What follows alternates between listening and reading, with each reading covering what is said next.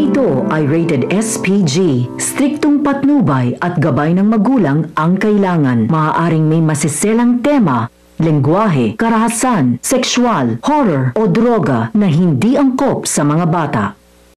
Magkakaroon ng samaan ng loob sina Era at Lilet. Matutupad na unti-unti ang mga plano ni Renan. Ang mag-away uli ang magkapatid para hindi napigilan ni Lilet si Era na pakasalan si Renan. Sa huli, magpapakasal sina Renan at Era. Mapupunta pa sa kanya ang yaman ni Attorney Meredith Simmons. Abangan natin sa Lilet Matias, Attorney at Law. Nagtatampo at natatakot si Sabrina kapag ituloy ni Renan na pakasalan si Era.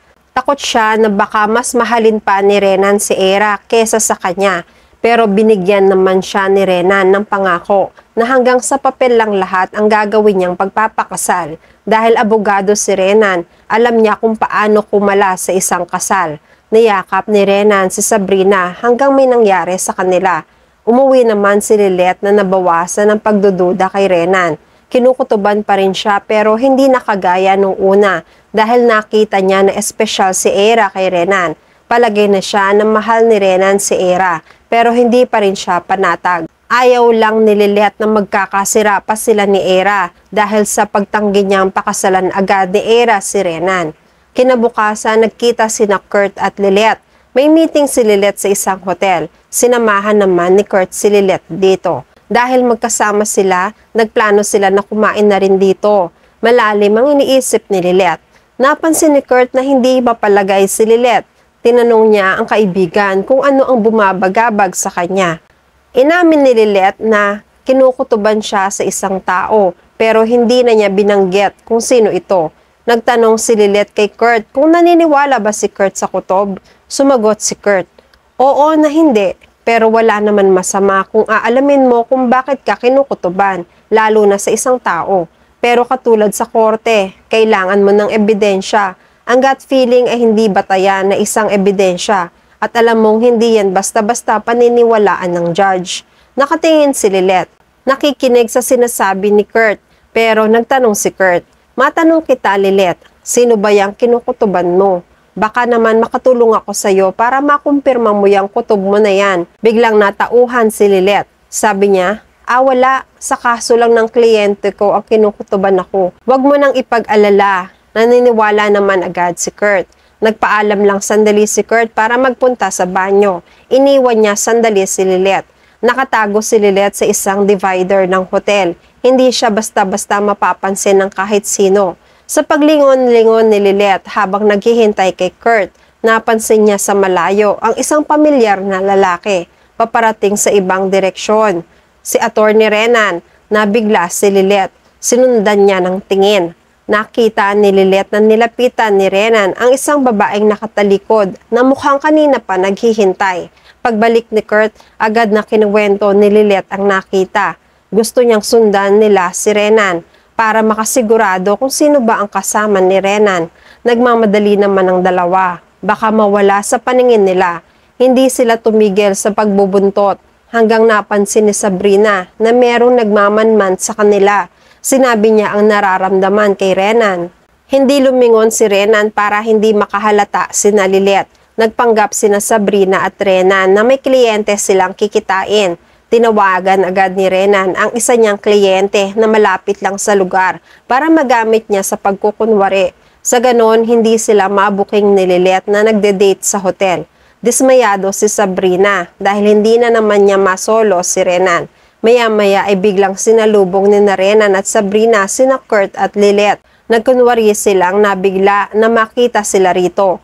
Nabigla rin sina Lilet at Kurt. Umakting sina Renan na may kikitain silang kliyente para paniwalain si Lilet.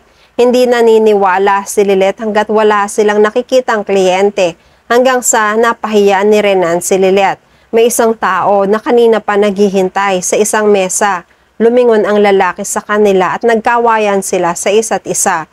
Nasaksihan ni Lilet na may kliyente nga si Renan. Natahimik na lang siya. Nakangiti si Renan na nagpaalam sa dalawa. Naiwan sina Kurt at Lilet. Ngumiti lang si Kurt at nagsalita pa ng good luck kay Renan. Napagalitan pa ni Kurt si Lilet. Bakit naman kasi naisipan pa ni Lilet na sundan si Renan? Totoo naman palang may kliyente lang siya. Sabi pa niya, wag naman masyadong magduda sa magiging bayaw niya dahil baka masaktan si Era sa pagiging strikta ni Lilet. Na guilty naman si Lilet. Napahiya siya sa hinala niya para kay Renan. Sa totoo lang, may niluluto palang plano sina Renan at Sabrina para maibulgar ang matagal nang tinatagong sikreto ni Era tungkol sa hit and run niya noon. Magagamit ni Renan ang kahinaan ni Era para sa ganon ay sumuko na si Era at papayag na siyang pakasalan si Renan. Sa opisina ng Keystone, nagulantang si Era sa nakita niya sa social media. Nakita niya ang pamilya ng biktima niya noon sa hit and run. Lumalabas na naman si Mang Isko para sa katarungan ng anak niyang nasagasaan noon. Ang lakas ng kaba ni Era. Naging emosyonal siya sa sobrang takot. Pinagtitinginan si Era ng mga kasamahan sa opisina dahil binigyan ng pangalan ni Mang Isko ang taong salarin sa aksidente, si Attorney Era Simmons. Napaiyak si Era. Sinakto naman ni Rena na pumasok sa ganong sitwasyon ni Era. Kunwari ay nagmamalasakit siya. Takot na takot si Era. Iyak siya ng iyak sa bisig ni Renan. Hindi akalain ni Era na lilitaw na naman ang kaso. Masisira siya sa publiko kapag magtuloy-tuloy ang balita. Wala na ring kliyente ang magtitiwala sa kanya. Masisira na ang reputasyon niya. Nagtataka si Era kung bakit at sino ang may gawa kung paano itong lumabas na naman dahil matagal na niyang pilit na binago ang buhay niya pagkatapos ng aksidente. Kunwari nagmamalasakit si Renan sa pagsagot. Sabi niya, wala rin akong maisip kung sino ang may gawa nito.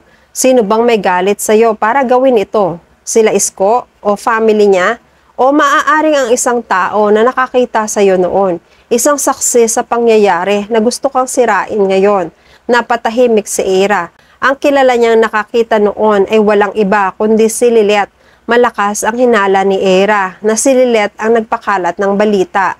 Pwedeng paraan ito ni Lilet para hindi matuloy ang pagpapakasal ni Era kay Renan. Galit na galit si Era. Sinugod niya si Lilet. Inakusahan ni Era si Lilet na ang ate ang may pakana ng pagkalat sa social media. Pinakitaan ni Era si Lilet ng isang larawan at may balita. Nagulat si Lilet sa binibintang ni Era. Tinanggi ni Lilet ang paratang ni Era. Walang katotohanan na si Lilet ang gagawa ng pagpapakalat. Walang halaga ito dahil mas mahalaga kay Lilet na magkasundo sila ni Era. Pero hindi naniniwala si Era sa mga magagandang sinasabi ni Lilet. Ang gusto ni Era ay ebidensya na wala ngang kinalaman si Lilet. Sobrang nasasaktan si Era dahil sa pag-aakalang ang ate niya ang naglabas ng balita sa social media. Nag-walk out na si Era. Ayaw niyang pakinggan ang mga paliwanag ni Lilet. Nag-celebrate naman agad sina Renan at Sabrina dahil mukhang gumagana ang plano nila. Magiging mahina si Era. Alam ni Renan na mangangailangan si Era ng isang taong malapit sa kanya na dadamayan siya. Ito na ang pagkakataon para kay Renan na palabasin na siya mismo ang bayani ni Era. Tagapagligtas sa dami ng problema ni Era. Sa pamamagitan nito, maaari nang pumayag si Era na magpakasal na agad kay Renan. At yan ang mga pakakaabangan natin sa Lilet Matias, Attorney at Law. Please like this video and please subscribe to my channel. At magkita-kita po muli tayo sa mga susunod pang episodes.